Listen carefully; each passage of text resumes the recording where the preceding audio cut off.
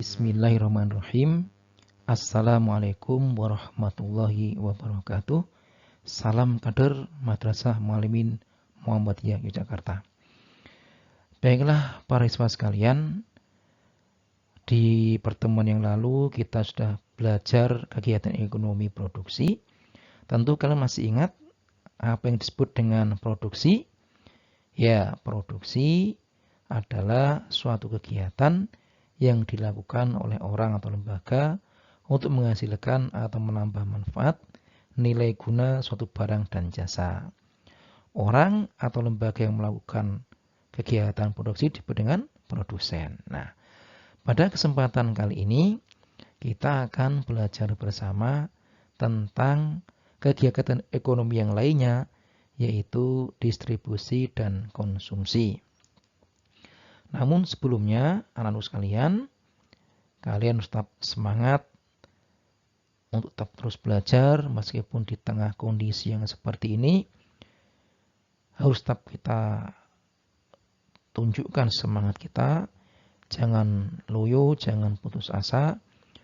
Saya terus berharap mudah-mudahan pandemi ini dapat segera berakhir dan kita bisa melakukan pembelajaran tatap muka atau offline yang selama ini kalian senantiasa terus menyatakan bahwa sudah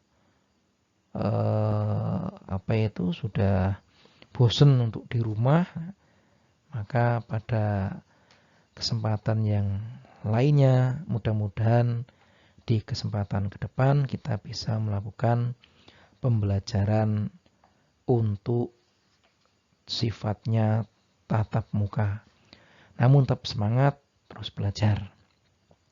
Nah, tujuan dari kita belajar tentang kegiatan ekonomi distribusi dan konsumsi ini yaitu agar kita bisa, ya tujuannya ya, agar kita bisa memahami kegiatan ekonomi yang ada di masyarakat kita. Jadi tujuan dari kita mempelajari kegiatan ekonomi distribusi, dari produksi, distribusi, dan konsumsi, agar kita bisa memahami kegiatan ekonomi yang ada di masyarakat kita. Baiklah anak-anak sekalian, para siswa sekalian, sekarang kita masuk pada kegiatan ekonomi distribusi dan konsumsi. Apa yang dimaksud distribusi? Distribusi adalah kegiatan yang dilakukan oleh orang atau lembaga untuk menyampaikan barang atau jasa dari produsen kepada konsumen yang membutuhkan. Ustaz ulangi lagi bahwa yang namanya distribusi adalah kegiatan yang dilakukan oleh orang atau lembaga untuk menyampaikan barang atau jasa dari produsen kepada konsumen yang membutuhkan. Orang atau lembaga yang melakukan kegiatan distribusi disebut dengan distributor. Ya. Jadi pelaku distribusi namanya distributor. Cakupan dari kegiatan distribusi antara lain apa? Pembelian, pemilihan, pembungkusan, dan pengepakan, penggudangan, pengangkatan. Ini adalah kecakupan dari kegiatan distribusi yang dilakukan oleh orang atau lembaga yang bergerak di bidang distributor. Ya. Jadi kegiatannya diantaranya itu, yaitu meliputi pembelian, pemilihan, pembungkusan, penggudangan, pengepakan, pengangkatan, itu semua dilakukan oleh distributor. Adapun badan-badan distribusi, jadi agar kegiatan distribusi ini dapat berjalan dengan lancar, maka diperlukan adanya badan-badan distribusi. Jadi diperlukan adanya badan-badan distribusi yang nanti akan masing-masing mempunyai job kerja sendiri-sendiri, agar semuanya bisa berjalan dengan lancar. Nah, badan distribusi sering juga disebut dengan apa? Badan atau lembaga perantara. Jadi badan distribusi ini sering juga disebut sebagai badan atau lembaga perantara. Nah, badan distribusi adalah orang, badan atau lembaga yang terlibat dalam kegiatan distribusi. Badan-badan distribusi adalah sebagai berikut. Ada agen, makelar, komisioner, importir, eksportir, pedagang besar atau grosir, dan juga pedagang eceran. Agen, ada makelar, kita sering mendengar ada makelar tanah, makelar mobil. Kita juga sering mendengar komisioner. Ada importir, yaitu orang yang mendatangkan barang dari luar negeri, mengimpor, mendatangkan barang dari luar negeri. Ada eksportir, yaitu orang yang mengekspor, melakukan penjualan barang ke luar negeri. Ada pedagang grosir atau besar, maka namanya indogrosir, itu tempatnya untuk kulaan. Kulaan siapa? Pedagang-pedagang eceran yang ada di bawahnya. Selanjutnya, sistem distribusi dibagi menjadi 3. Ada distribusi langsung, ada yang semi langsung, dan distribusi yang tidak langsung. Yang langsung apa ya? Langsung itu ya sistem distribusi tanpa perantara, tanpa media perantara. Misalnya apa? Penjual bakso menjual bakso yang dibuatnya langsung pada konsumen. Tidak perlu lewat perantara, tapi langsung dijual pada konsumen. Penjual cilok, pembuat cilok atau makan makanan yang cepat saji, itu langsung dijual pada konsumen. Ini yang langsung. Ada juga distribusi yang semi langsung, yaitu distribusi di mana barang-barang disampaikan produsen pada konsumen melalui pedagang eceran. Jadi tidak langsung dia jual, tapi lewat pedagang eceran yang datang ke rumahnya. Misalnya dia perusahaan roti. Nah, belakang jauh dari warung di mana konsumen banyak membeli, maka dia titipkan roti tadi di warung sebelah. Baru nanti akan dijual kepada masyarakat yang lain. Ini pakai semi langsung. Ada juga distribusi yang tidak langsung, di mana produsen menjual barang terlebih dahulu pada perantara atau agen atau grosir. Baru kemudian perantara tadi menjual barang pada pedagang eceran. Kemudian baru sampai kepada konsumen. Jadi lewat tahapan-tahapan. Tentu harganya akan semakin lebih mahal dibandingkan dengan jika kita membeli secara langsung dari distributornya langsung. Kegiatan ekonomi berikutnya adalah konsumsi, yaitu kegiatan yang dilakukan oleh orang atau badan untuk menghabiskan atau mengurangi nilai guna suatu barang atau jasa. Jadi kegiatan konsumsi itu adalah sifatnya apa? Untuk menghabiskan atau mengurangi nilai guna suatu barang atau jasa. Itu konsumsi. Ya. Jadi sengaja untuk dikurangi nilai guna barang dan jasa tadi.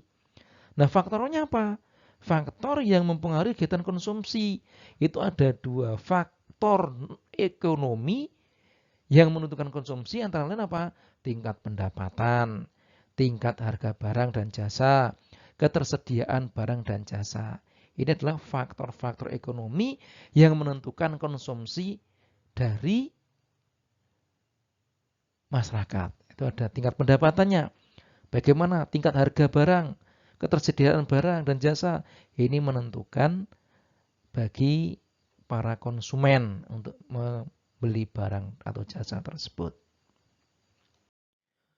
Faktor berikutnya adalah non-ekonomi yang mempengaruhi konsumsi. Antara lain apa?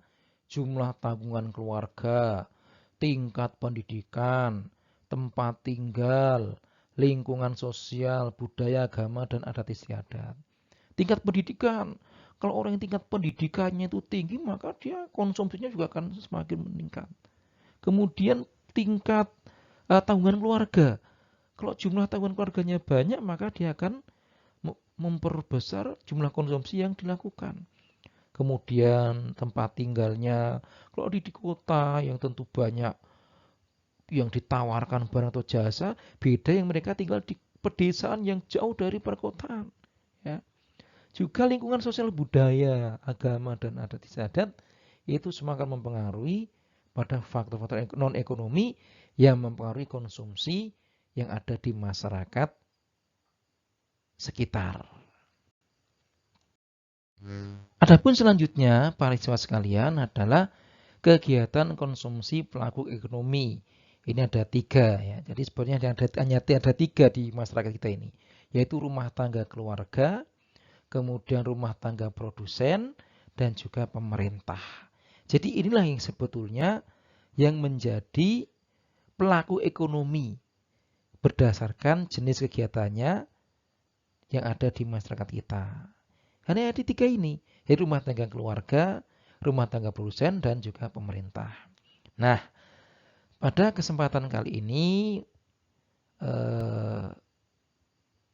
mungkin dari para siswa ada sesuatu yang belum bisa difahami, maka bisa disampaikan lewat WA yang Ustadz miliki untuk nanti bisa kita membantu penyelesaian dari masalah yang kalian hadapi.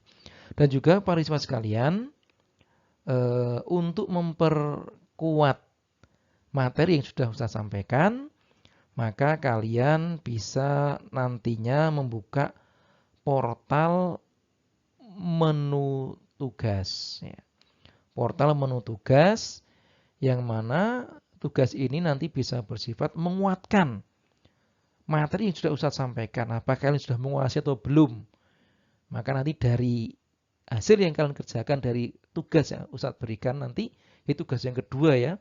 Tugas yang kedua juga nanti sifatnya pilihan ganda, tidak usah banyak-banyak 5 soal, namun juga kalian harusnya berhati-hati dalam mengerjakan soal, jangan sampai seperti yang kemarin-kemarin. Usahakan sampai selesai 5 soal baru kemudian kalian simpan. Gitu ya. Nah, nanti batas akhirnya kemungkinan malam, jam 12 malam, Ustadz kasih kelonggaran waktu. Jadi, kesimpulan dari apa yang sudah kita sampaikan, kita pelajari bersama ini, dari kegiatan konsumsi, kegiatan ekonomi produksi, mulai dari produksi, distribusi, konsumsi, itu adalah diantaranya apa para siswa sekalian? Kesimpulan bisa kita ambil dari materi yang sudah kita pelajari bersama ini, ya kesimpulannya adalah bahwa kegiatan-kegiatan tersebut menunjukkan kegiatan ekonomi yang dilakukan oleh manusia, ya. Yang mana dilakukan untuk memenuhi apa? Kebutuhan manusia. Maka disebutlah dengan kegiatan ekonomi. Jadi itulah.